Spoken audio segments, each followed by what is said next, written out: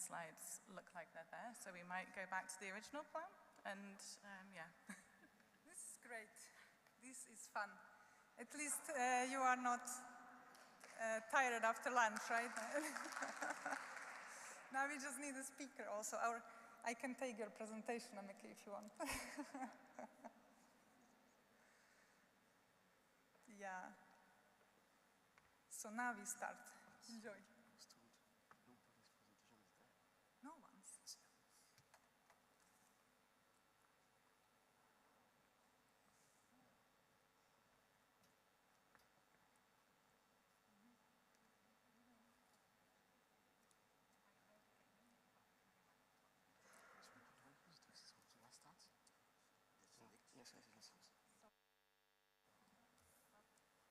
Yeah, so no one's presentation is there, just so you know. That's what we are doing here.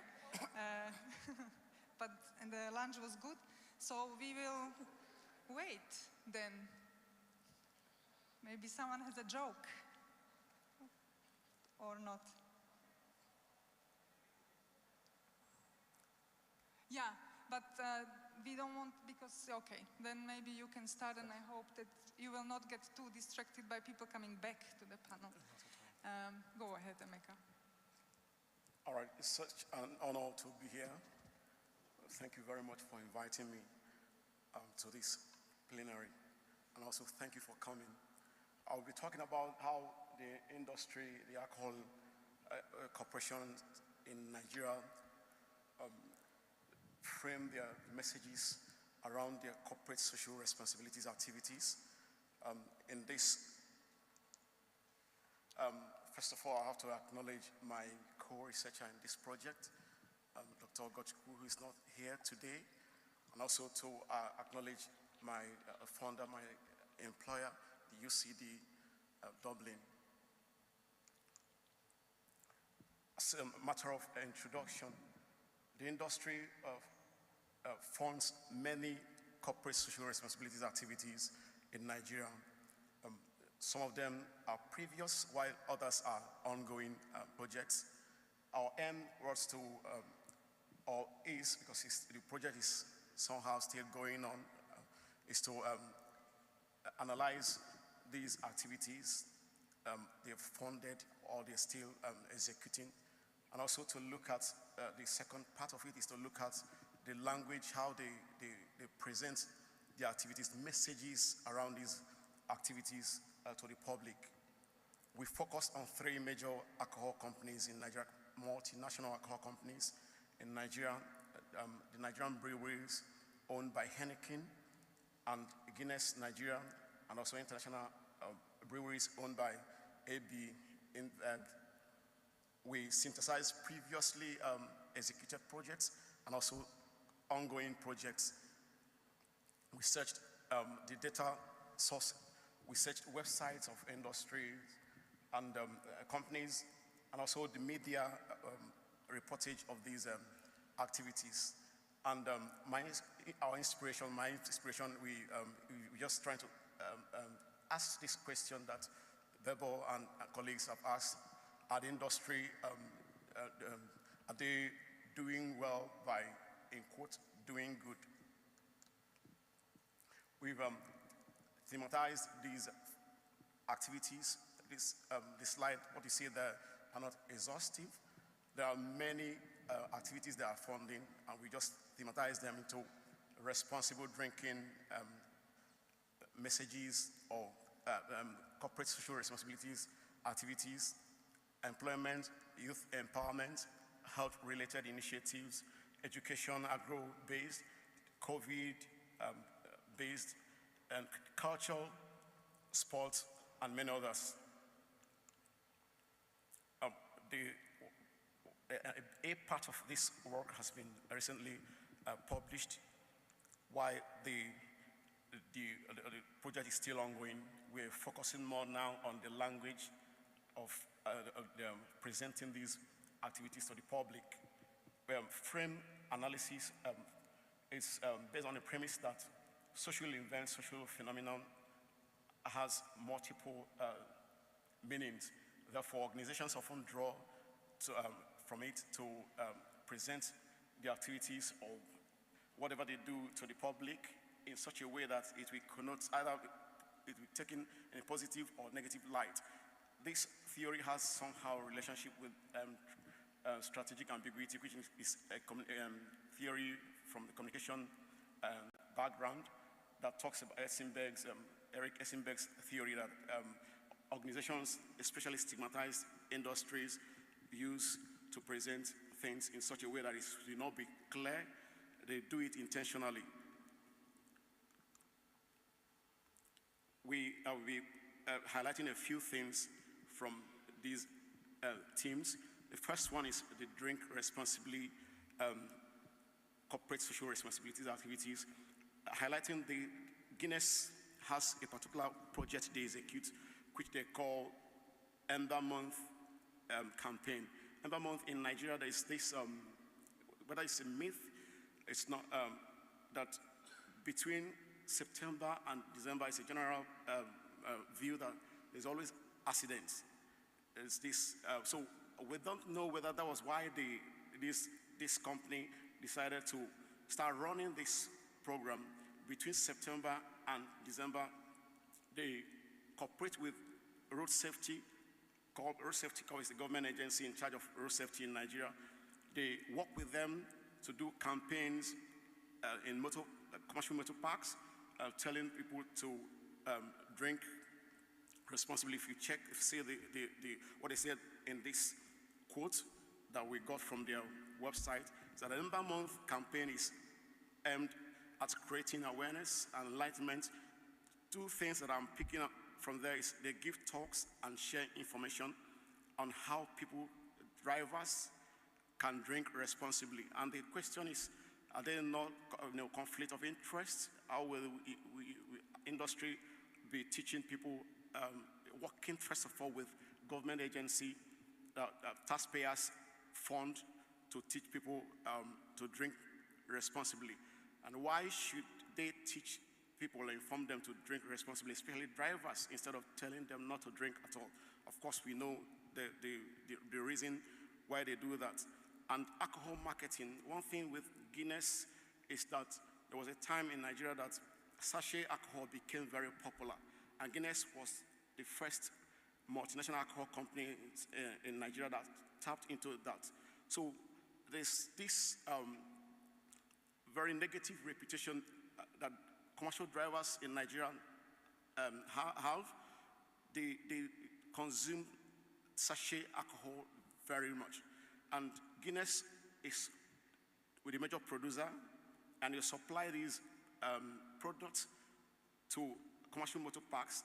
Then with one hand and with the other, you come to tell them to drink responsibly. So that's one of the controversy in this campaign. Then another aspect of it is that we know very well from evidence that responsible drinking shifts responsibility to those who consume the products instead of the companies that produce these health-damaging products. But in countries where they have drinking guidelines, like the UK, for example, where if you drink the 14 units in a week, it's maybe easy to say that someone is drinking irresponsibly, although there's criticism about this drink responsibly. But in Nigeria, there's no policy. Nigeria has not implemented alcohol policy to date. There's no definition of standard drinks. So there's no measurement. How do you measure what is responsible drink to even determine what is irresponsible consumption? So that's a problem there. And we know very well that companies that produce these, you can't be part of the problem, you can't be a solution, you can't provide solution to the problem that you are actually causing. Then Guinness, there's this framing that, if you see the slide there, one of the messages they publicize is that Guinness has evolved into, Ember Month campaign has evolved into impactful platform, making it possible for both parties, as the Guinness and the Federal Road Safety, to jointly spread life-changing drink responsibly messages. And my question is, how do you measure the impact? How do you measure the impact? How do you know it's, many Nigerians, and just vaguely information that they are projecting to the public? And another aspect of this campaign is the youth. There's a scheme in Nigeria called National Youth Service. If you graduate from the university, if you're 18 to 30 years, you will serve the government for 1 year. It's like a parliamentary training, then you go on and serve the government.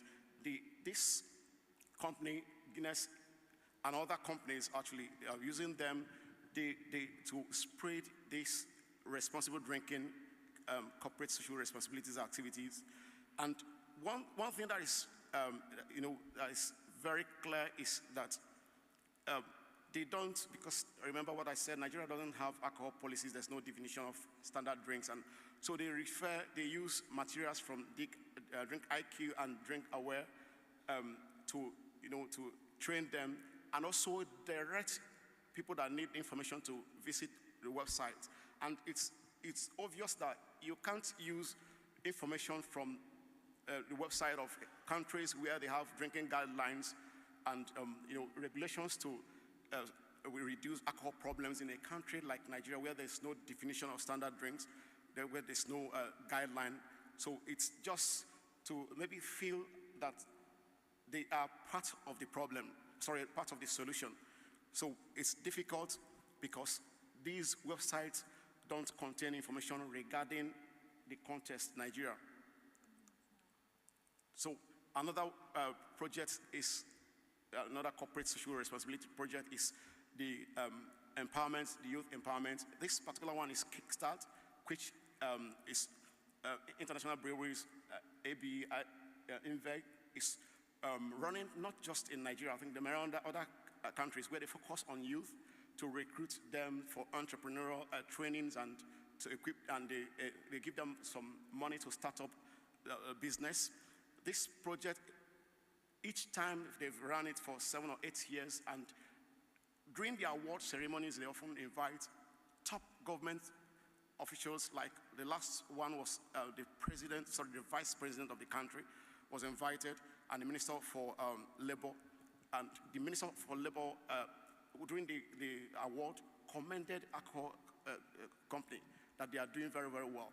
So it's more of like creating positive image for them. Then this particular one, that's the trophy Stand By Me, it's by the same company. There's a brand called Trophy in Nigeria. This particular corporate social responsibility activity is directly a marketing scheme, because to qualify for that, you have to do 60 minutes video featuring Trophy Lager beer, and contestants must follow all Trophy social media pages. You also have to, entries has to, you post all the relevant social media pages. And the prospect, there's this honorable, one of the, it's like celebrities that this company recruits. You must make sure that the so-called honorable likes your follow the honorable, and honorable will follow you, and you like the event. So it's more of like not actually aimed at empowering the youth, but to publicize or market their activities. Then the health related corporate social responsibility activities.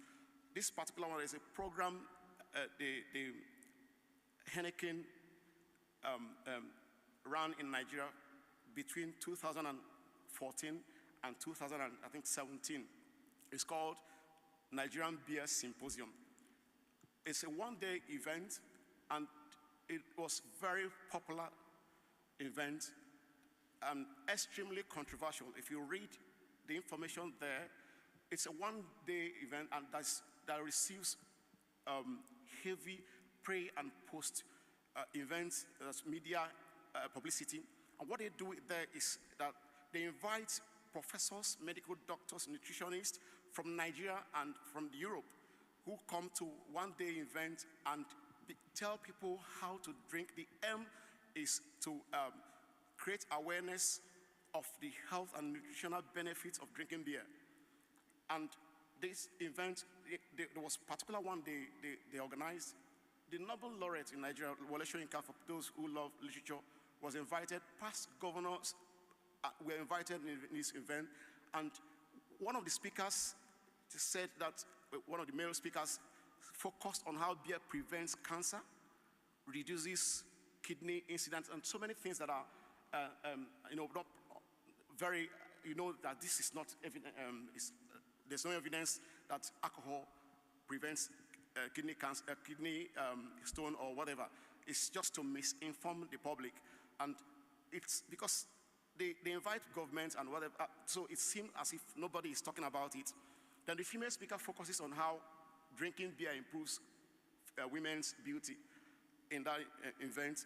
And throughout the event, nobody talked about alcohol problems, how alcohol causes problems for those who drink it. Then another one is so many projects, refurbishing of community hospitals that different companies, international breweries have funded or still funding. Guinness has focused on government-owned university teaching hospitals. Guinness brags about providing healthcare, helping the government to provide healthcare for over 50 years. They claim to have built eye clinic in northern Nigeria, and when we are analyzing this particular project, the Guinness bragged about that because of the impact of the hospital they built in Kaduna, they had to, it's like to build other ones in the south. Kaduna is in the northern part of Nigeria anyway. For those who don't know, Nigeria is quite vast. So they had to build another one in eastern Nigeria. And these, when they build it, they link it to government-owned hospitals. In fact, they hand over to government-owned university teaching hospitals. One is in Lagos, the southwest.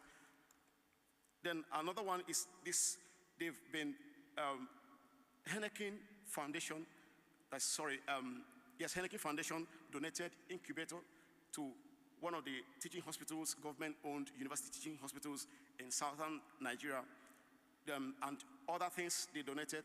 And the message framing during the handover is that the provision of incubators and other facilities would serve to complement the effort of federal government in addressing one out of many challenges of healthcare. Then education. This is all the industry, all the companies in Nigeria fund one or more different kinds of education-related corporate social responsibilities activities. And the way they frame these activities is like they have conducted independent evaluations, although we know that they have not. Guinness has another one for time, agro-based corporate social responsibilities activities. This, from our analysis, we are only able to see Guinness focusing on providing agro-based corporate social responsibilities projects, doing it in different parts of Nigeria. And during one of the events to open the activities, they invited very top government official, and what thing that is very unique with this kind of project, this Guinness project, is that it focuses on only farmers that produce raw materials for the company. That is only farmers that produce raw materials for Guinness. So what it means is that it's not selfless. It's only for those who produce what you need. Then the way they frame their activities, these corporate social responsibility projects, is that they link it, either they link it to international global activities for this particular one, in line with the Sustainable Development Goal 4, that is for international breweries. Either they link it to international or to community-based local projects. The framing is as if it has been, there's independent evaluations, but we know there's none at all. One question we are asking is, are these really philanthropic, or is it for self-promotion? So in conclusion, and I mean, looking at it from surface, it seems as if they are adding to, to solve the problems of alcohol in Nigeria. But we know very well that you can't really be part of the solution to a problem that you're causing in Nigeria. Alcohol companies, alcohol industry, multinational alcohol industry in Nigeria has been largely responsible for the lack of alcohol policies in the country. And they do it to make, to ensure that Nigeria doesn't implement policies in any way at all. And with one hand, they do this, and with the other hand, they try to, create positive image to say that, to act as if they are part of the problem, solutions to the problems. So thank you very much for listening.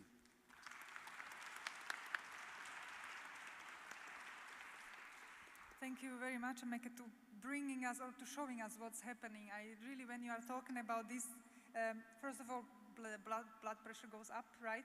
And the second is like everyone should know this. Like we are here, some few of us, but like these practices we really need to bring to the light of every day for an everyday person. So thank you very much for looking into it. I open for a question if there is anyone who would like to have some kind of explanatory question, whether you wonder anything immediately that you cannot take afterwards. Yes, sir. We will wait for the microphone. It's on the way.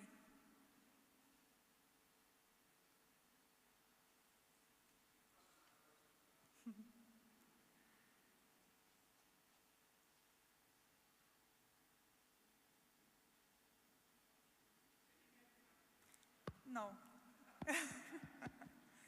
Okay, go ahead. Then try to take it and I will try to repeat if. Just speak, please.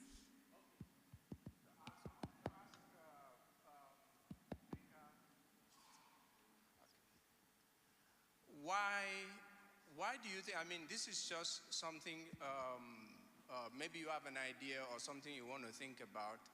Why do you think the industry is so concerned about image making in a country where there's almost no regulation of alcohol?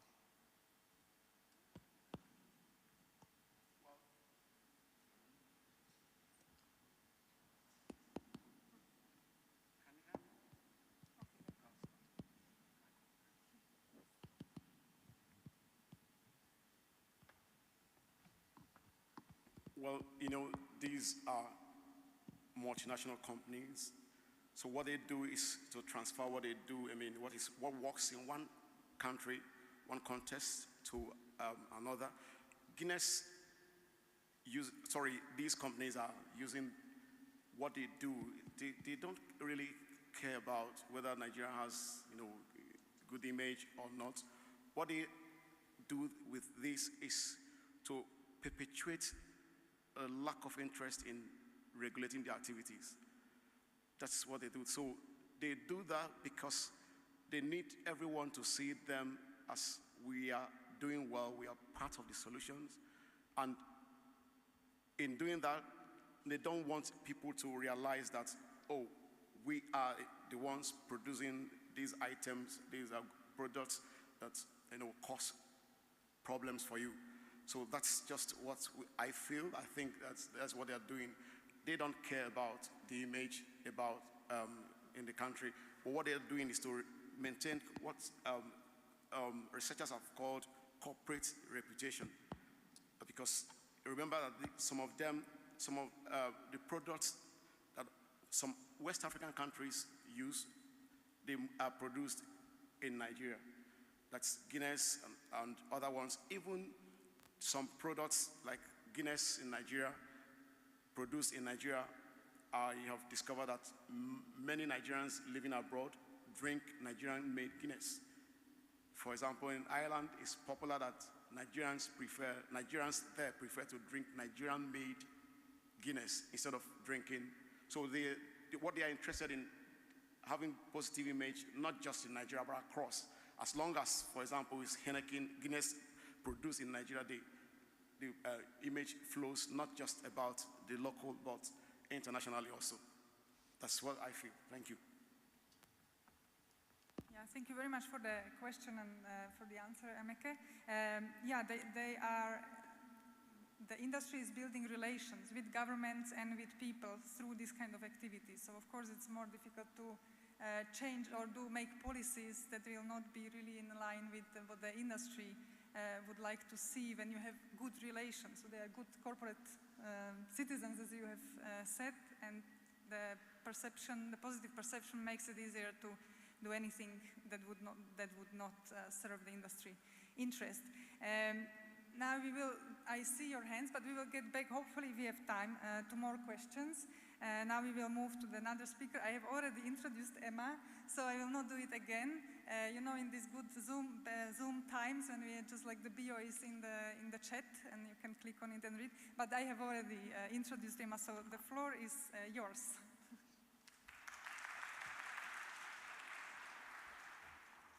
And I can see the slides are there. This is good. So there we are.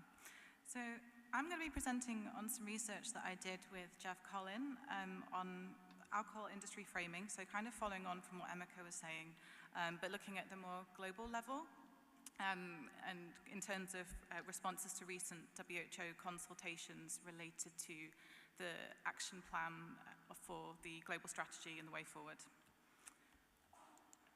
So as good practice, my conflict of interest statement. So in my day job, I work for Cochrane as an advocacy person, but just to also state that this research is in a personal capacity and not representing the views of my employer.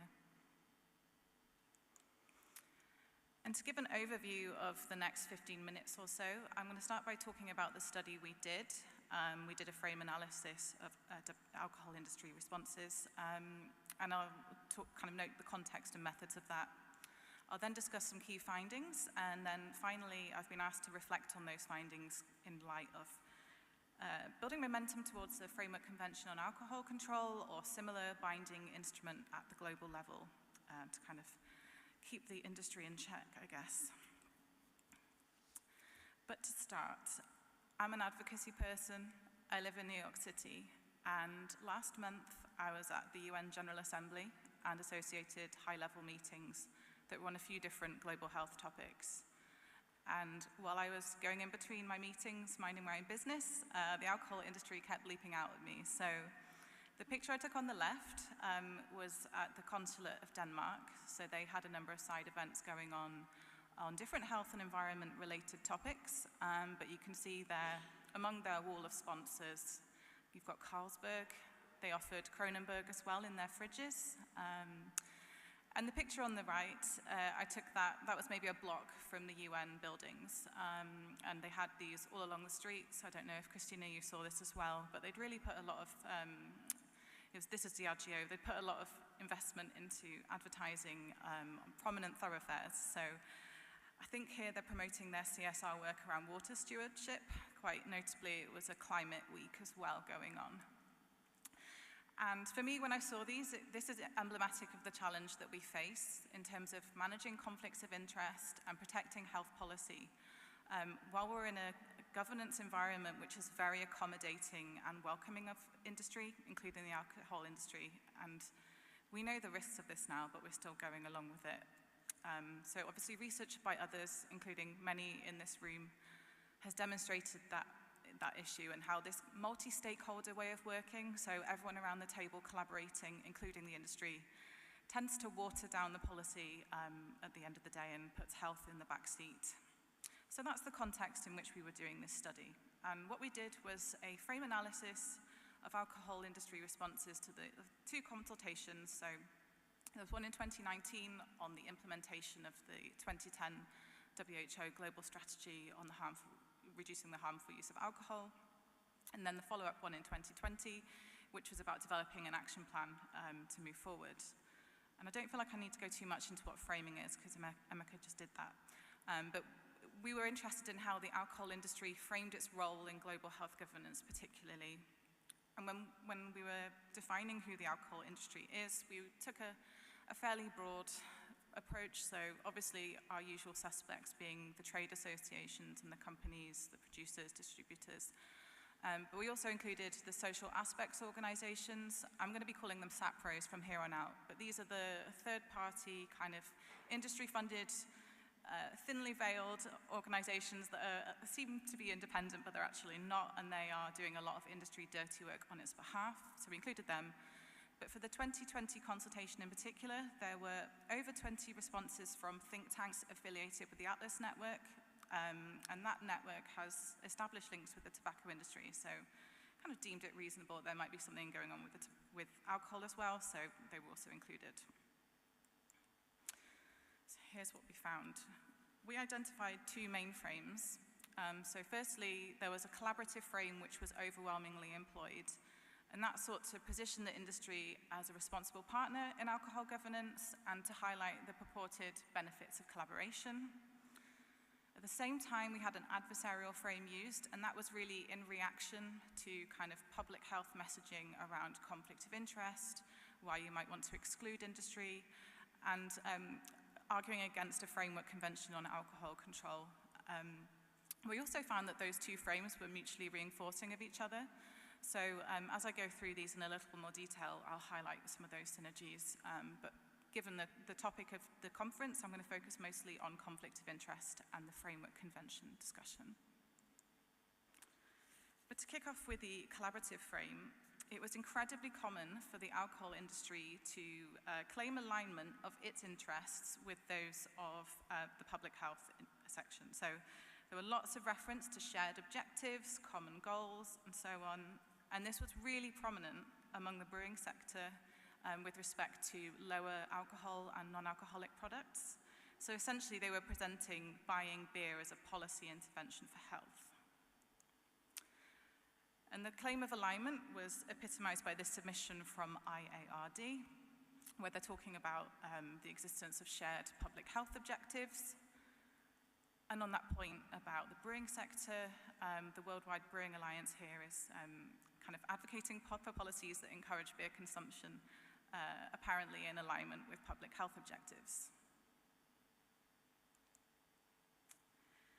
Next, there was frequent references to forms of governance which are accommodating of the industry, so whole of society approaches, multi-stakeholderism, public-private partnerships. And the phrase a whole of society was used by the alcohol industry 122 times across 41 different submissions.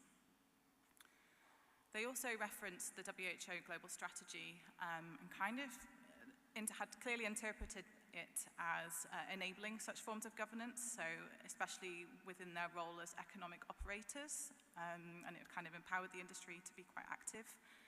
And then, similar to what Emeka just presented, the SDGs were also leveraged to kind of claim legitimacy for the industry's actions, and the UN Political Declaration on NCDs from 2018 was also a big source of legitimacy because that advocated for a whole of society approach. And then the alcohol industry advocated for self-regulation. Obviously unsurprising, but important to note that that was highlighted as consistent with the SDGs, with that UN Political Declaration, and with the global strategy and the economic operator's role for the industry. On the adversarial side, there was an awful lot in there on conflict of interest. So first of all, it was denied as a possibility and concerns about it were minimized. At the same time, there were suggestions offered as to how to manage conflict of interest. And the two kind of sectors of the industry that were most active on this front were the brewing sector and SAPROs, so those social aspects organizations. And I'll share some quotes to illustrate key themes there. So this quote from the Belgian brewers is typical. There was a really robust response from the brewing sector, just denying outright that there was any inherent conflict of interest.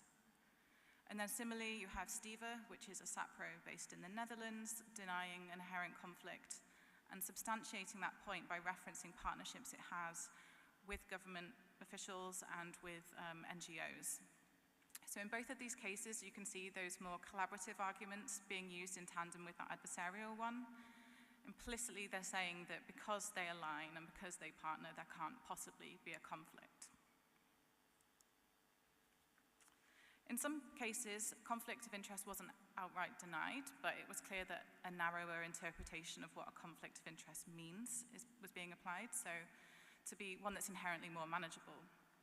So this quote from FISAC, which is a social aspects organization in Mexico, refutes that conflict has to be deep set and unsurmountable, and thus is more manageable. And then we also have the New Zealand alcohol industry coming together to kind of contest the notion of commercial determinants of health. Finally, there was on conflict of interest, there was a really interesting strategy at play where at the same time as contesting claims of conflicts of interest, there were some suggestions as how to manage perceived conflict of interest, so they were kind of playing it both ways. SAPROs were very forthcoming with suggestions in this regard, and their ideas tended to follow similar arm's length type models as what SAPROs already do for the industry. So Educalcul, which is a SAPRO from Quebec, suggested the possibility of industry funds being used in line with industry interests and the public good with the help of some academics. And also you have IARD here, kind of expressing interest in working with WHO on mechanisms to address perceived conflict of interest. So they're not conceding to it existing, but they are talking about how to manage a theoretical or a perceived conflict of interest. I could talk for much longer on conflict of interest, but in the interest of time, I'm not going to, but just high-level points. SAPROs were frequently presented either by themselves or by other industry actors as independent. And there was also instances, particularly among the think tanks, of accusing WHO of non-financial conflict of interest. And that was particularly in respect to its work on SAFER with NGOs. So, saying that you're biased against the industry, and that kind of making that an equivalence between that and financial conflict of interest, despite the fact that there's significantly more evidence on the harms of financial rather than non-financial conflict. Then you also had complaints from the industry about its apparent exclusion. So that was portrayed as being conflicting with the whole of society approach that we saw in the more collaborative frame, and as depriving public health resource of much needed resources from the alcohol industry. It was blamed on NGOs and academics who were kind of unduly concerned about the issue. And it was actually also attributed to a misinterpretation of FENSA, which is the Framework for Engagement of Non-State Actors, which is WHO's operating procedures to kind of manage conflict of interest for industries other than tobacco and arms. Now we get to the juicy part. So anyone that's read the draft action plan from 2020, and I know some people in this room have, will know that the main point of the document wasn't to advocate for a framework convention on alcohol control. Now, there were a couple of references in that document. So there was one reference to the fact that alcohol is not governed by a convention. And then there was another proposed action for the WHO Secretariat to seek international solutions within the WHO's mandate if appropriate actions to protect the health of populations cannot be implemented. And you can interpret that as WHO using that core constitutional function to develop those international health laws. So even though it wasn't the main point of the document, I think the document's about 30 pages, and I probably talked about like 20 lines of that document here. The industry nonetheless picked up on it quite significantly. So here are some select quotes kind of showing those reactions. A common theme was to highlight how it's been rejected by member states, and just there's apparent lack of member state support. So you have Alcohol Beverages Australia here kind of saying that the executive board has rejected a framework convention and that member states do not support the initiative. Then you have the Distilled Spirits Council of the US talking about a World Health Assembly decision rejecting such a framework convention. And then the New Zealand industry made a similar statement there. If you look between the lines, you can see there's a bit of frustration, I think, as well, towards the WHO Secretariat for even daring to mention this. So it's described as particularly troubling, unhelpful, and unsupported. And that culminates in the New Zealand industry asking for all references to a framework convention be removed altogether. Obviously, it's not surprising that they don't support a framework convention, but I think the way that they're presenting it as, definitively rejected by member states is interesting. So, yeah. And to think more about the implications for a framework convention or similar binding international agreement for alcohol control. I've already mentioned how it's been definitively rejected and is inconsistent with the SDGs, the political declaration, etc., etc. But what's notable is how the alcohol industry in their version of events is ignoring the number of member states who have explicitly supported a framework convention or have been willing to discuss the issue. So I think it's important to remember that.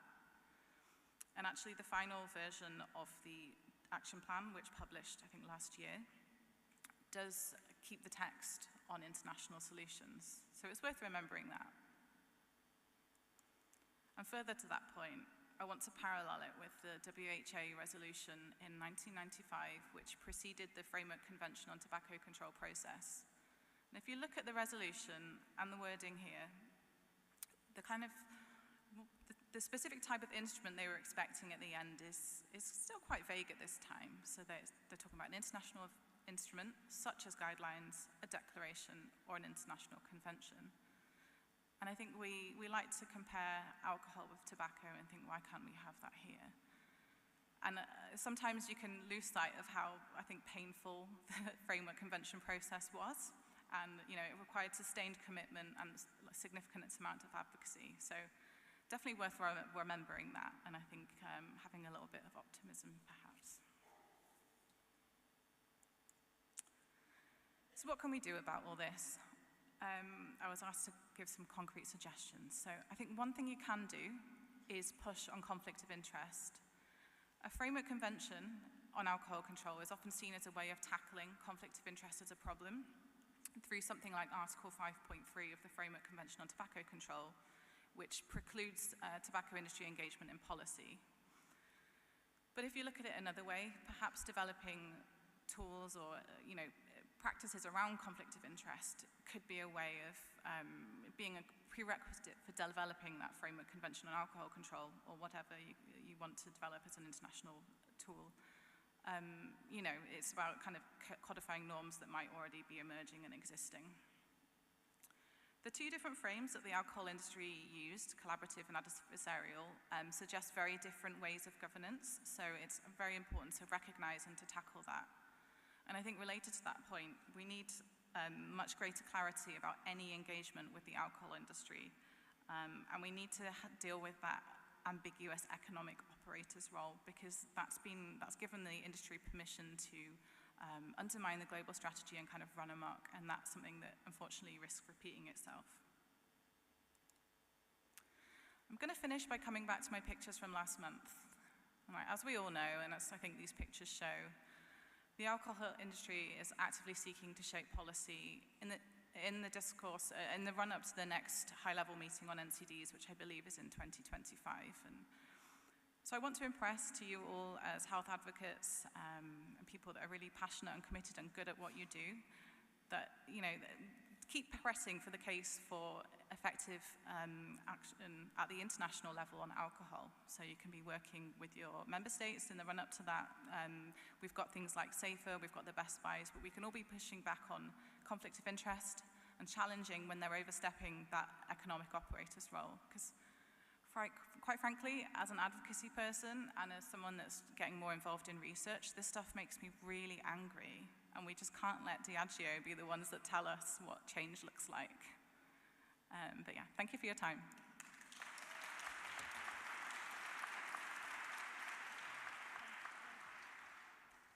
Thank you so much, Emma. So now the floor is open if you have any question directly to Emma right now that you would need an answer to immediately. Do you see someone? There, Peter, go ahead.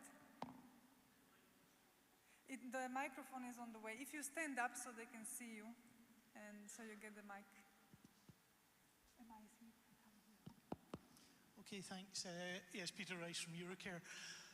I'm interested, Emma, if there's any evidence of the involvement of retailers as part of the alcohol industry here, because quite often when you get into the kind of detail of discussions often producers will say that the retailers are very powerful players in here determining what the price is and so on and so forth.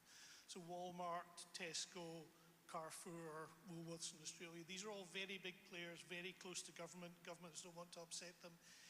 Yet they seem curiously absent from a lot of these discussions here. And so I'm just wondering, did you have any evidence of the retailers being players in here? And if not, I wonder if you have any thoughts on why they don't get involved, because they have a very major interest in this stuff. Yeah, so in our data set, I don't think there was specifically any of the retailers that you mentioned. There were some kind of distributors that may have a sort of an overlap there, but not in the data set. But I would imagine that they do have an opinion and that they're involved. Maybe this is kind of a bit, it's handled by these intermediary organizations, I would say. So maybe it's kind of seen as it's one for them. But yeah, I'd be interested to know kind of more about that too, but not in this data set. Thank you so much. And now to overbridge it, I remember when Global Alcohol Action Plan was adopted in 2022. It was a great moment. Congrats to the WHO. And there we have seen and heard governments saying this is great. Like many of them really expressed support. And many of them, there were regions who even expressed the need for some kind of binding treaty. And then there were many countries that were complaining about the alcohol industry interference. So that's very interesting to compare it with the picture that the industry is trying to create. And this takes us to the next presentation. And then I would like to invite Franco Sessi, who is Chair of International Health Policy and Economics and Director of the Center for Health Economics and Policy Innovation at Imperial College Business School, who will have a little bit of a provocative presentation or about who else is standing maybe in the way for alcohol policies.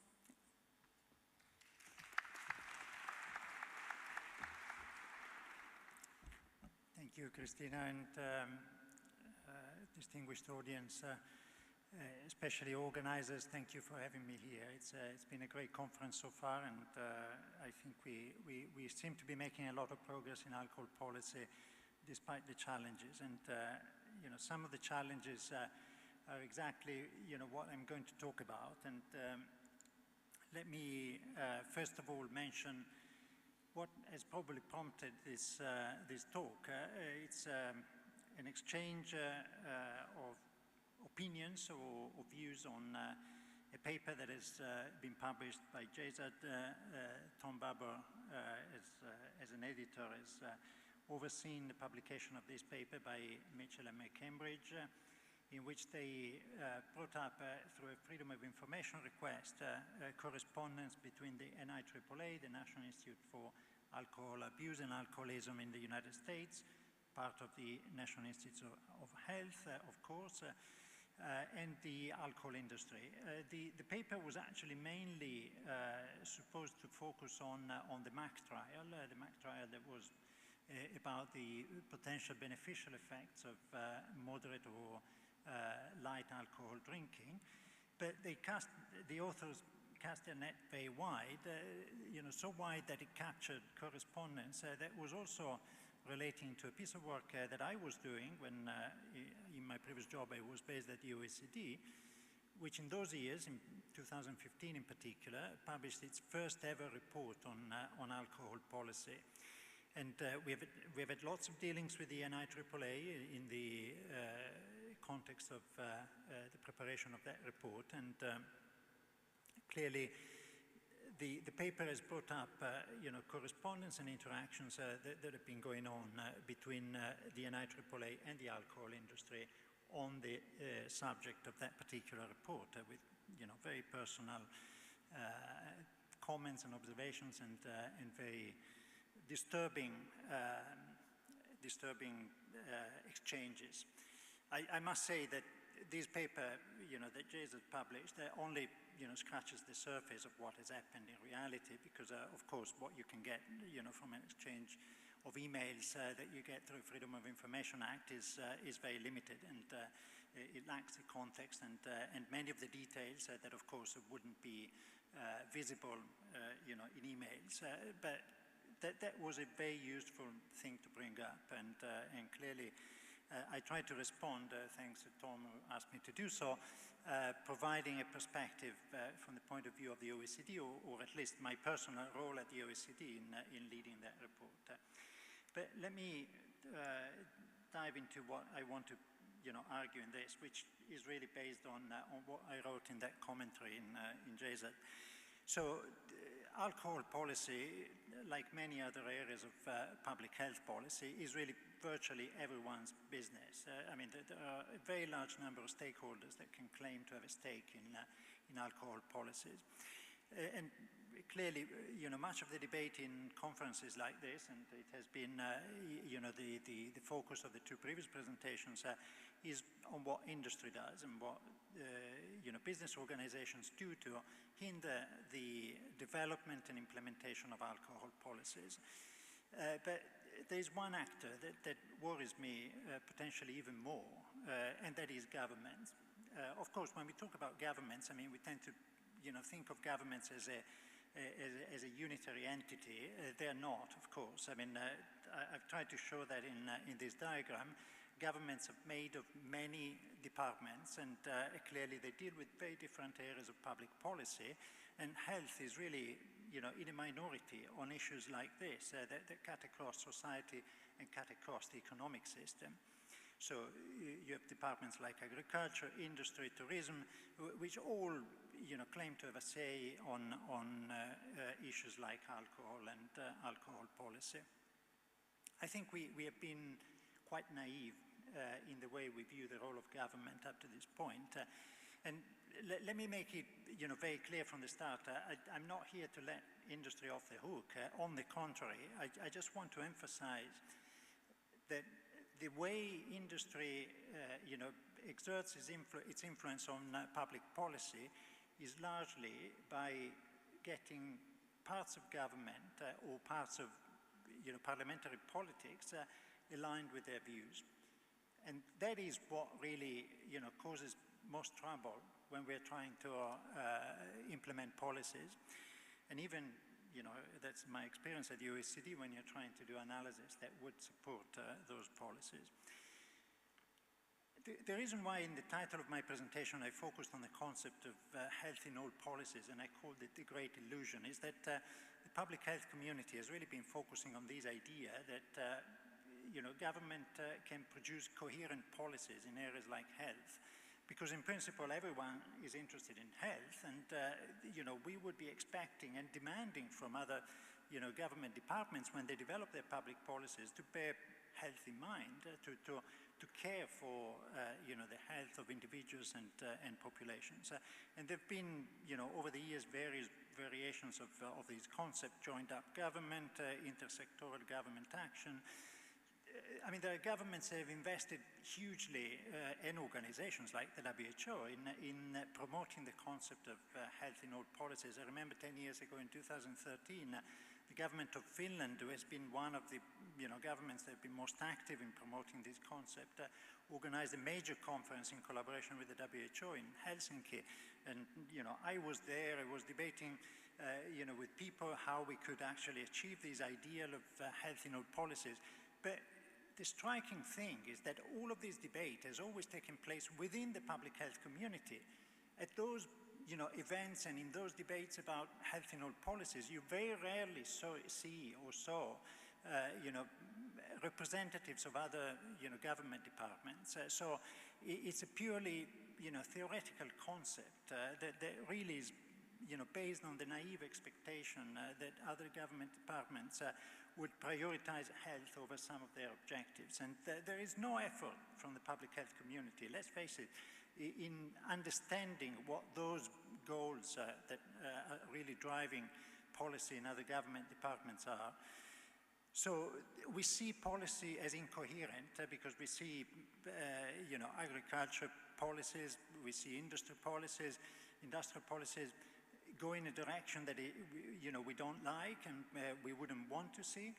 But in the same way, they sometimes see as incoherent our attempts, from a public health perspective, in getting our issues across and embedded into public policy. Governments can actually hinder the development and implementation of effective alcohol policies. We often see them, and as I say, when I say governments, I also mean parliaments and political parties, because that's a wider issue. And we often see them take positions or actions that are, seem to be in line with those of the alcohol industry. Of course, in some of these situations, there may be collusion. I mean, the exchanges that have been brought up in the Mitchell and McCambridge paper, would seem to, reveal some degree of collusion between a public agency, a public research funding agency, and the alcohol industry. But in many instances, there isn't direct collusion or anything that we could, that could resemble that. There are, more complex pathways through which industry and government positions end up being aligned. So what is it that leads governments to act in the interest of industry, or at least in a direction that is coherent with the wishes and desires of industry? Well, there's a long list of reasons. Economic growth is arguably, the single most important driver of government policy. Governments would do anything to increase the chances of growing their economy, and employment is linked with them, of course. Alcohol is an important part of the economic system, not just, the alcohol industry itself, which accounts for, a meaningful proportion of countries' GDP, but also, all the related industries, the hospitality industry, the tourism industry, and so on. There is a very long list of industries that, thrive on alcohol. Alcohol is also part of the national identity and culture in many countries. It couldn't be, you couldn't think of certain countries without thinking of the alcohol that they produce, and I don't need to name any countries, of course, because you know perfectly well who they are. And alcohol, of course, has a social role that is not negligible. Of course, we know perfectly well that there is also, major social harm from the use of alcohol, but in many people's views, the social benefits of alcohol, prevail over the social harms.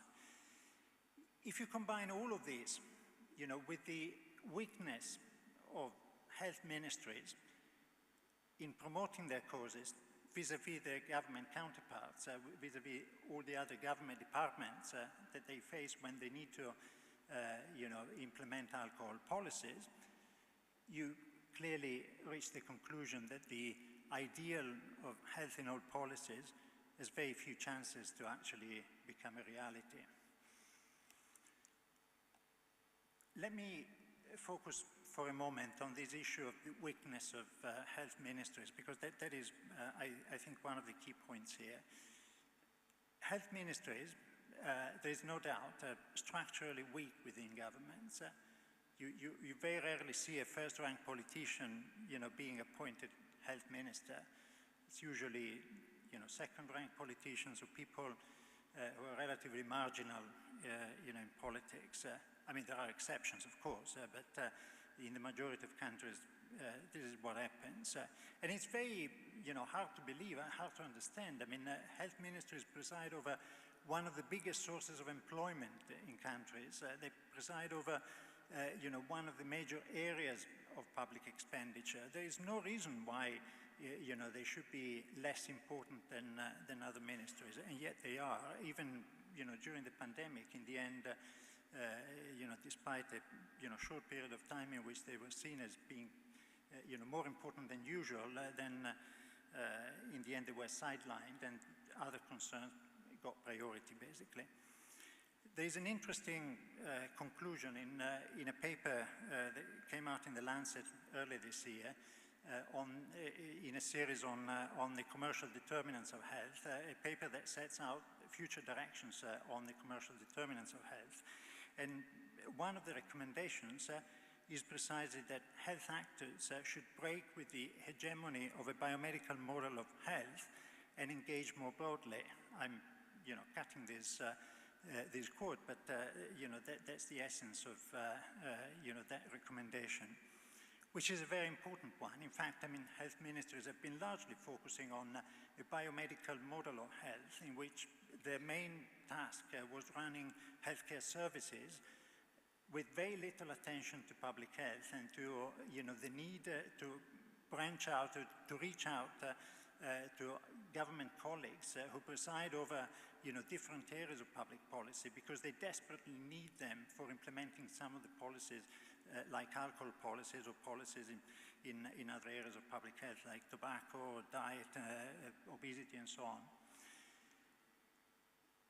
On alcohol policies, health ministers are especially weak for one reason above all, that there is no consensus in health on what the harms of alcohol are and how far they actually reach.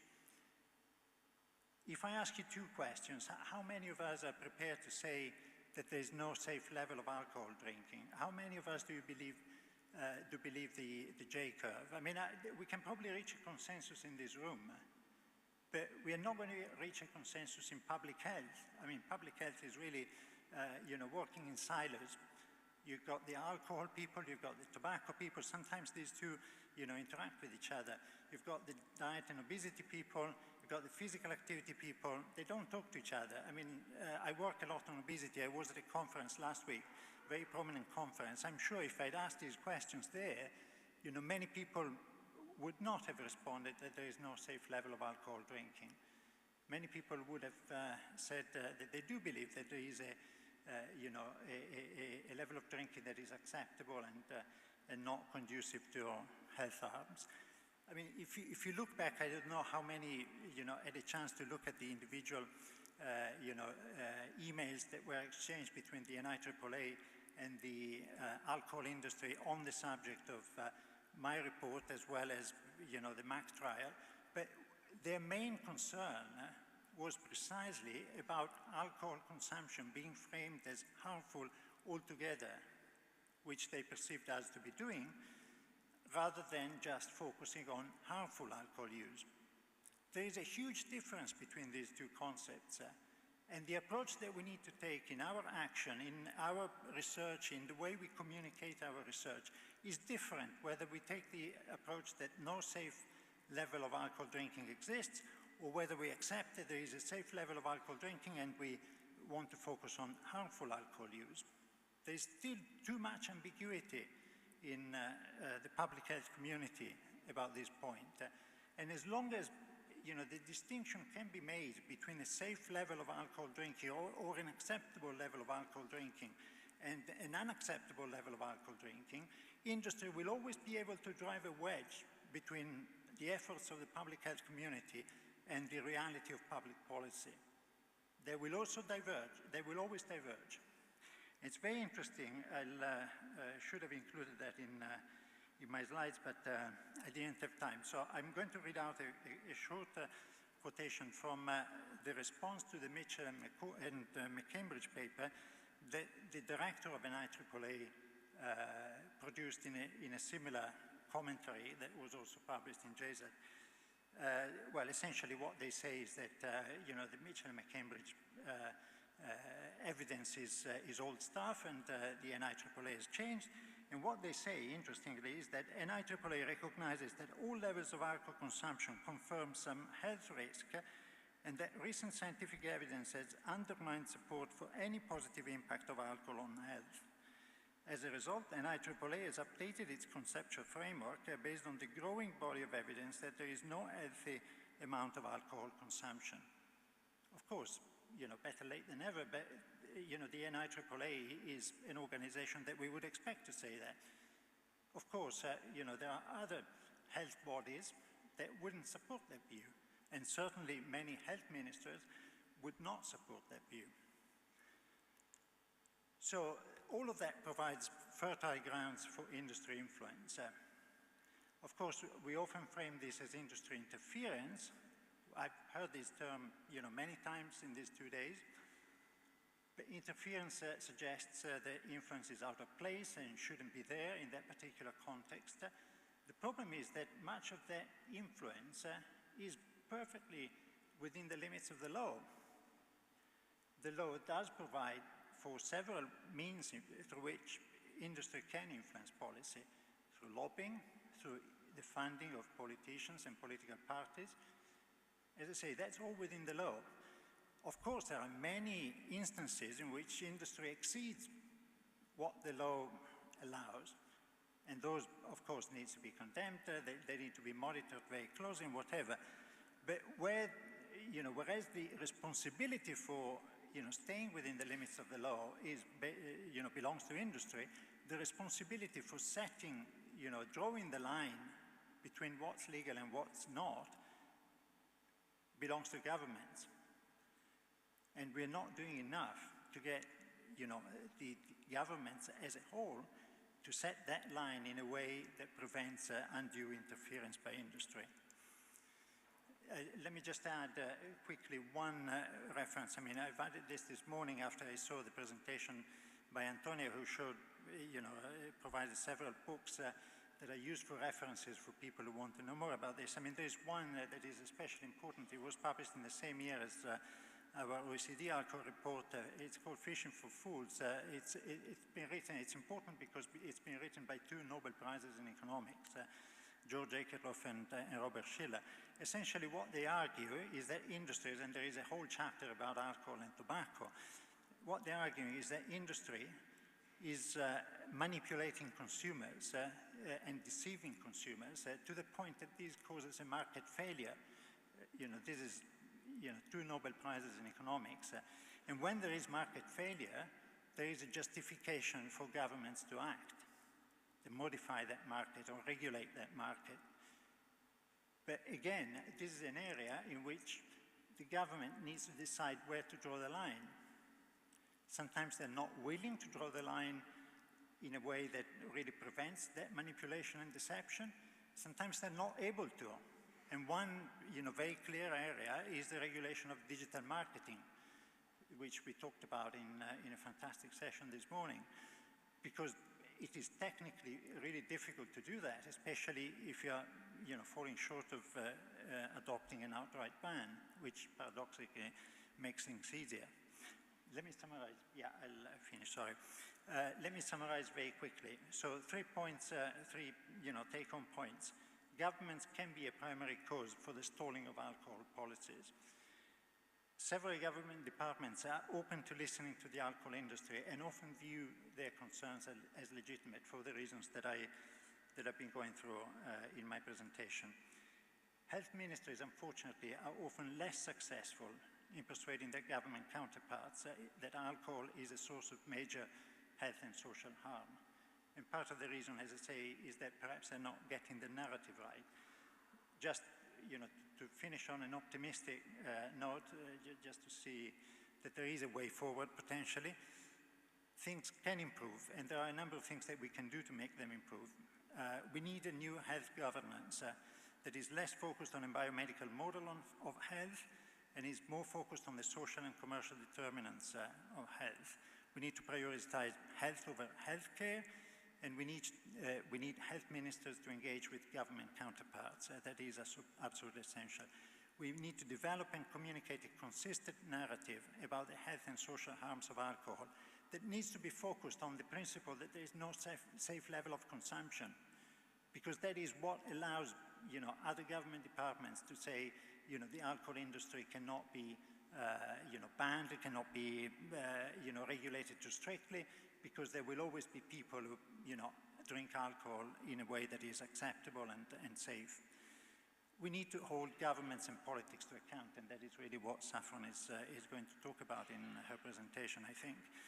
And then we need to reduce the scope for lawful industry influence on policy, which we can do by shifting the line, the regulatory line, which we're not, we don't care about enough. And we really need to persuade governments that this really needs to be shifted. I stop there. Sorry for taking more time than due.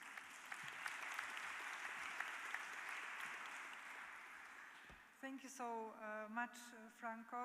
We will not open for the questions then, and we will move on. But what a bummer. It's not that we don't know, it's not that this is a surprise, but when you see it all in one slide, number 6, for example, that keeps a little bit down. But so thank you also for the last slide for a little bit of lift, and then hopefully we will continue then upwards, because I would like to invite Saffron Zomer, who is a lawyer, campaigner, and political strategist with more than a decade of experience leading law reform campaigns. She's an executive director of Australian Democracy Network, and Saffron co-founded and led the Hands of Our Charities Alliance that secured critical changes to 2017 Electoral Act amendments to protect the rights of civil society organizations to engage in advocacy. And I guess that's what they are also going to share with us now. So please, Saffron, the floor is yours.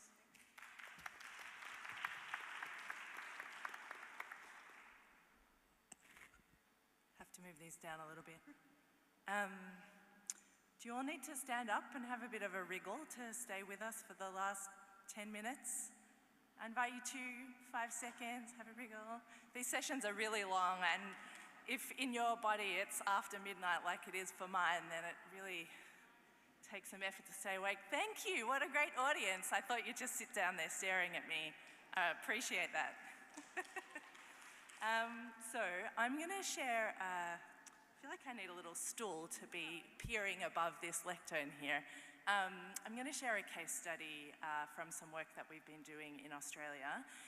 But before I jump in, I thought I would tell you a little bit about how I came to be doing this work, because unlike most of you, I don't work in the alcohol space, and I never have.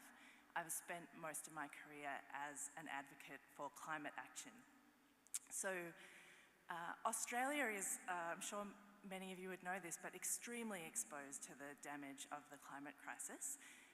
And yet we have this impenetrable bipartisan commitment to doing nothing about it. It's quite astonishing. So I began working in climate advocacy in 2006. And by 2016, I'd put in a decade of work on the issue, focusing on our federal parliament. And 2016 was an important year, not that we haven't had so many different climate crises in Australia over the years, but in 2016, in that summer, that was the year that we had a series of these horrendous marine heat waves that killed a third of the Great Barrier Reef, which is a global World Heritage treasure that Australia is supposed to be looking after for the world and future generations. And to me, it felt like a crime against nature and humanity that happened. And the political indifference was astonishing to me, and I experienced something like a crisis of faith in my own work, because when the public imperative, the public interest imperative for action is so strong, there's public support, there's an evidence base a mile high, and we're still losing so absolutely. I was like, what do we need to do differently to start to win? And my conclusion was that we were losing because in Australia we were working in a democratic system that wasn't actually capable of giving us what we needed. And a big part of that was the fact that the fossil fuels industry has captured both sides of our political system. The silver lining for me is that when I started talking to colleagues, I discovered that this is true right across the board. It doesn't matter if you're working on climate or public health, alcohol, tobacco, human rights, you name it, all the big decisions on all those important issues are negotiated through our democratic processes, whatever that looks like in our various countries. And if those processes don't work well, then all of us will get bad outcomes.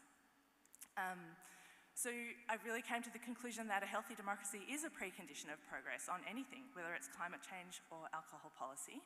And so I stopped being a climate advocate and I became a democracy advocate instead. And that's, I guess, a little bit of the framing for what I wanted to share with you for today. And a huge part of our focus in this work is on the problem of money in politics and corporate influence on politics. And again, this is true across all the different bad industries, so something that we can all think about in a really cross-sectoral way. The The language that we use to describe this dynamic is state capture. So if you're not familiar with it, this is the World Bank definition, but essentially any time a private interest is able to exert so much influence over a policy-making process that they can put their private profits ahead of the well-being of everyone else, then you have state capture, and it's a really anti-democratic process. It's also quite complex, so these are 6 of the key mechanisms by which state capture is typically accomplished. Financial interventions is basically donations to political parties, lobbying and personal influence, revolving doors, which is when you'll see an alcohol executive become a minister's chief of staff and then a year later be back in the industry again. That's very common. Institutional repurposing, research and policy making, and public influence campaigns. So most industries that are doing state capture well are using all of these tactics in combination over time and on a bipartisan basis. So it's a very effective way of capturing the mechanism by which policy is made. So we didn't know what to do about this problem in Australia. So our first move was to ask 30 of our best civil society thinkers who had deep experience of fighting with bad corporations to get in a room, and we asked ourselves this question: how do we think corporations exert their influence? And we used a process called dialogue mapping. So I put one of the maps that we made of the conversation on the slide there. It's not a super scientific process, but it's a great way of capturing the depth of wisdom of the experience of civil society in how different industries exert influence over policy. And then we asked ourselves, what are the strategic points of intervention for us as civil society organisations so that we might be able to stop this process or slow it down?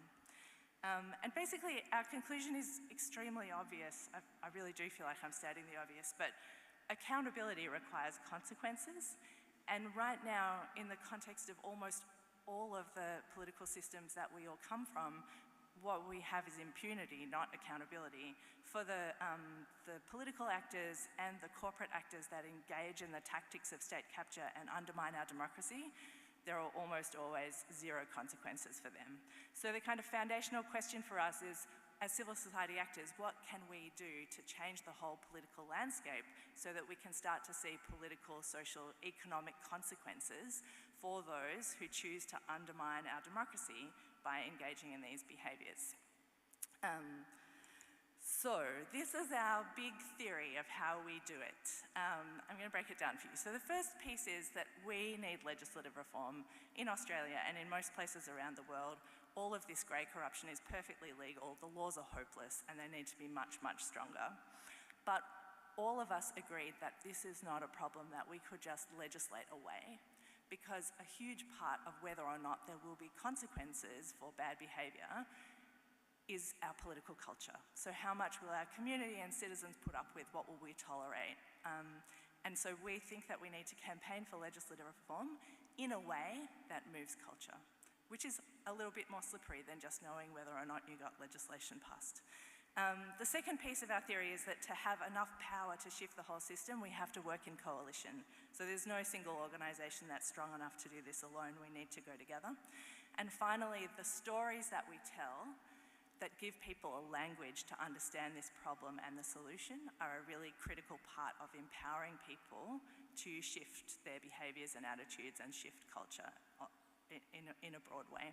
So those were the 3 pieces. We wanted legislative reform, we wanted to shift culture, we wanted to build an alliance, and we wanted to tell a different story about politics. So we created this new campaign we called Our Democracy. We are a movement of people and organisations who want a healthy Australian democracy where all of us can thrive, which inherently means a little less industry influence right across the board. The first thing that we did was actually to focus on the legislative piece. So we wanted to know what policies we should prioritise. And so in deep consultation with experts and community groups, we've created this framework for a fair democracy. It has 3 pillars. The first is to stamp out corruption. And the big ticket item here is an anti-corruption commission, which Australia didn't have when we wrote this. The second pillar is to end cash for access. This is about lobbying and donations to political candidates and parties. And the third pillar is to level the playing field in election debates. This is primarily about stopping industries from spending millions of dollars resisting regulation. But in Australia, it's also about truth in political advertising, which we do not have any regulation about. It's perfectly okay to lie at election time in Australia, which is not cool.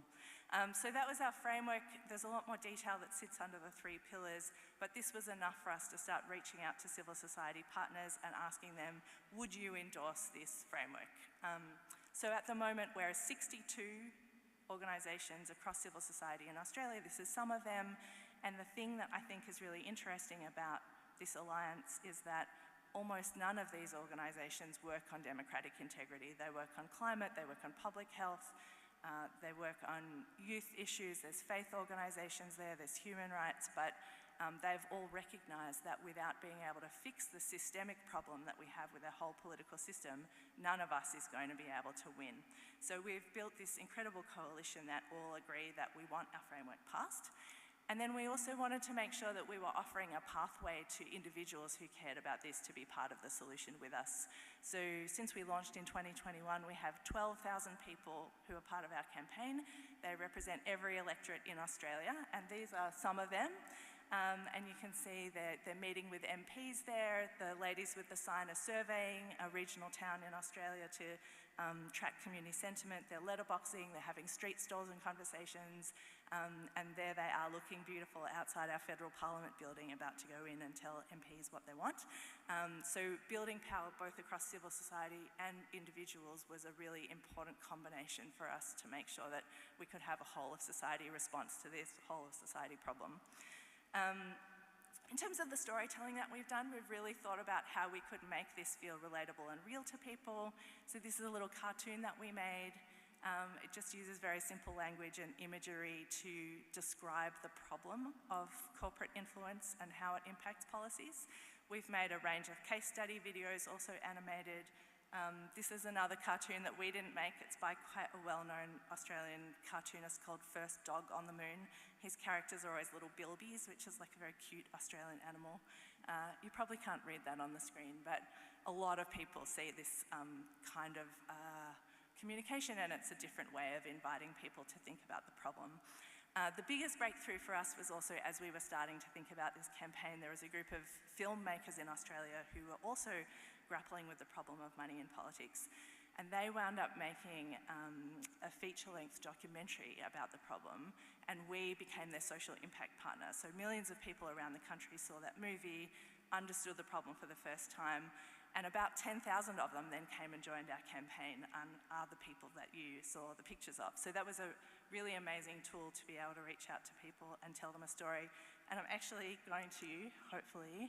What a politician might say is, okay, yes, I do spend a lot of time with donors. And yes, I listen to those donors. And yes, they give me the money that I need. But that doesn't influence my decision-making. It doesn't. The right to vote is a privilege that I reckon many Aussies take for granted. But are we being taken for granted ourselves? And if we are, what does this mean for our country and for my kids' future? So it's illegal for me to make a donation on an agreement that there will be some kind of outcome. I think that might be a bribe. My name's Christian Van Vuren. Just so we're all clear, way up front, I am no political expert. So many bad decisions are made in this country because of money in politics. Those lobbyists are like locusts. They are everywhere. Did you ever make donations to the Labor Party? Yeah, sure. It's $100,000. What do you get for $100,000? They have the political clout to actually get the outcomes they want, even if it's not the best outcomes for the country. We've got one of the worst political donations laws in the developed world. Should we be angry about this? We should be really angry about it. Election campaigns are expensive. How are we going to get these laws changed? Well, do you have $100,000? No. If you don't have $100,000, then you've got to organise with other people. We have the power, not the politicians. There's something inspiring for my kids to see and for them to understand that they're not powerless.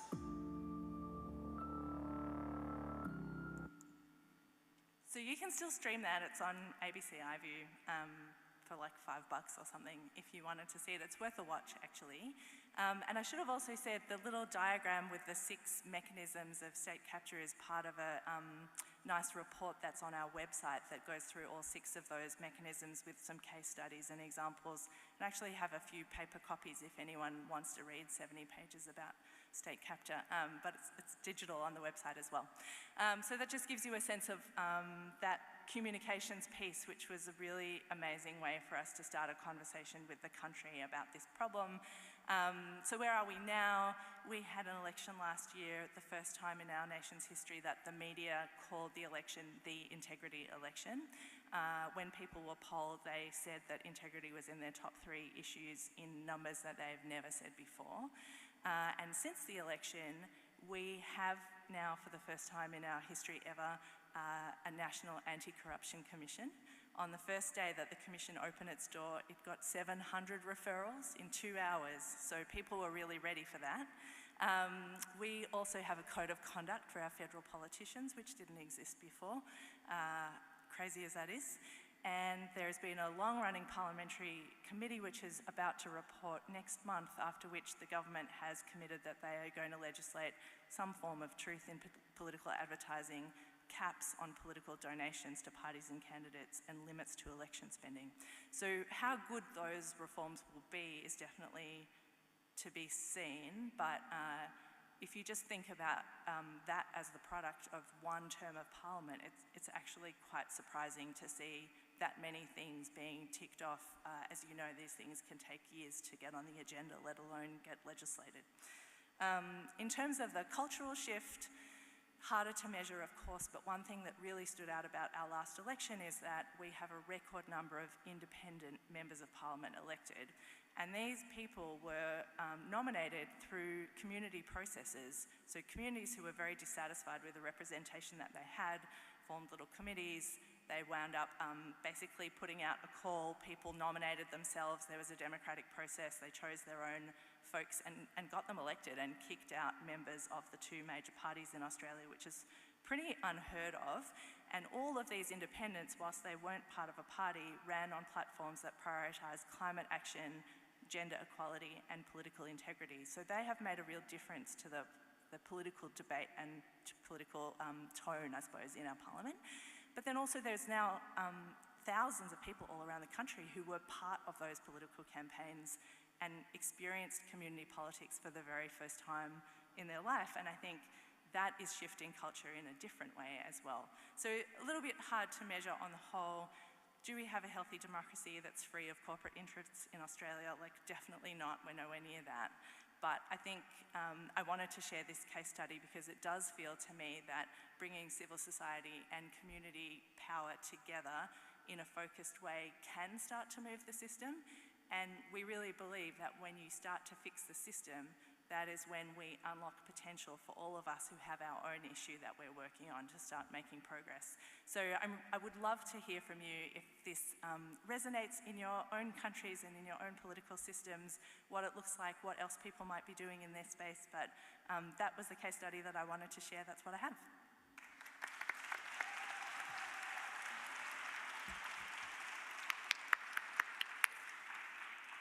Thank you so much, Saffron. Thank you for becoming a democracy activist then. And I realized just that you started with an energizer and then you also ended with energizing information sharing and experience sharing. So thank you for that. I am thinking like this because we have been delayed, but now everything is a bit delayed and the energizer was needed. So I will not open for questions from the floor because the people are here, you can come to them, you can talk to them, but I would still like to hear from them a little bit. They've been sitting 1 hour here on the stage. So what I would suggest is that we would have a little reflection round with you guys, and I would like to ask you to share one significant thought or a moment that you picked during this, when you were listening to each other actually. What is it that you are taking with you, or what is it that you think that we should be reminded of that has been said now? And you have just sat down, so I will let you race a little bit. Maybe we can start in the same order as we went. So maybe this works. I hope the mic works. Okay. Well, when he was presenting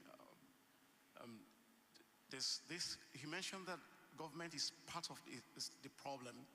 One of the reasons why there is no implementation of policies, and it's just resonated, exactly what's happening in Nigeria currently.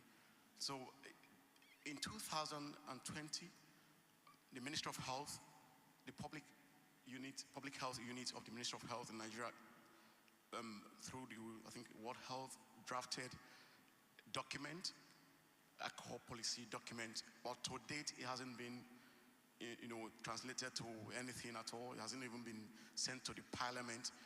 A few months ago, I was contacted by the, I think, substance use unit of the same Ministry of Health, that they want to draft another policy. And the question was, what about the one we have? And one of the arguments is that it wasn't supposed to be the public health unit of the Ministry of Health that's supposed to, spearhead it. It's supposed to be the substance use unit. This is the same Ministry of Health from the same government. So what is the problem? But with the information we had, I had something I was doing a few more early this year, and I was able to know that the industry penetrated the Ministry of Health. So you can see how the industry and government working together, and government frustrating what ought to be, government supposed to be pro-health, but government has hindered the implementation of alcohol policy in Nigeria. So that's just something I picked from you also. Thank you very much for that. Yeah, thank you. And then I would pass maybe the microphone to you, Franco, because Emeka also referred to you. So what are your thoughts? Thank you, Christina. Well, perhaps I can start from Emma's comment at the end of her presentation when she said, that she found the evidence that she has uncovered very disturbing. And, you also made a similar comment, Christina, at some point. I completely share that feeling. These are hideous tactics and actions that industry is taking. But as I argued in my presentation, much of this is actually within the law. It's legitimate. And even the corporate social responsibility actions that Emeka has described, they're perfectly lawful and legal. So the question is really where we draw the line. If we want to prevent these things from happening, it's the government's responsibility to shift that line in a way that would make at least some of those actions outside the law. And that is exactly what Saffron has been highlighting. I mean, we hadn't planned this session very carefully, or maybe someone has, but there couldn't have been a better presentation to follow mine, because Saffron has really highlighted what I had in my last slide, that we really need accountability, and we need to make governments and politicians accountable. And civil society has a major role to play in getting governments and politics to be accountable. So that is really the direction to go. I mean, shifting that line rather than complaining about actions that industry should be expected to do, because it's it's within the limits of the law, basically. Thank you. And I think that you have created actually a very natural transition to Saffron. So. Thank you. I think I reflect, there are so many things that are wrong that need fixing, and each one of them needs such deep expertise and hard work over so many years. I personally experience regular bouts of overwhelm when I think about all the things that I'm not happy about with this world, and I think it's really important to remember that there are so many other amazing people dealing with the bits that you aren't dealing with. And, none of us can do all of it, but we can all do part of it. And I think the thing that I come back to is that when we look for the intersections between the pieces that we've chosen, we can so easily help each other and amplify each other's work in ways that really is much greater than the sum of the parts. And I think we can forget that piece because there's so much right in front of our faces that needs dealing with today. So yeah, I think I was really impressed when Sally asked me to come here. I was like, have you got the right saffron? I don't know anything about alcohol. But she was like, no, there's crossover. And now that I'm here, I feel like that was really insightful and wise of her, and encourage us all to think a little bit more laterally in that same way. Thank you, Saffron. And Emma, you've been advocacy professional for some years, and now listening to all this presentation, and also you are stepping into academia. So what's your reflection? I just want to say thank you, Saffron, for giving me a bit of energy, because I get the overwhelmed feeling, and having spent like the best part of 2 months just reading this drivel from the alcohol industry, I just really wanted to, as my mother would say, take to the bed and just never get up. So thank you for that. And I was in another session earlier where someone, I think it was Paula actually, sorry to put you on the spot, but you referenced, you know, how all of these things are so wrong, and you know, why are we working on a framework convention when we've got nutrition, when we've got all of these other problems with the climate and things, and what you've done by bringing those different constituencies together, I find genuinely inspiring. So well done. Thank you so much. So now we are coming to the end of our session. Thank you very much to all of you. I think you deserve a huge applause.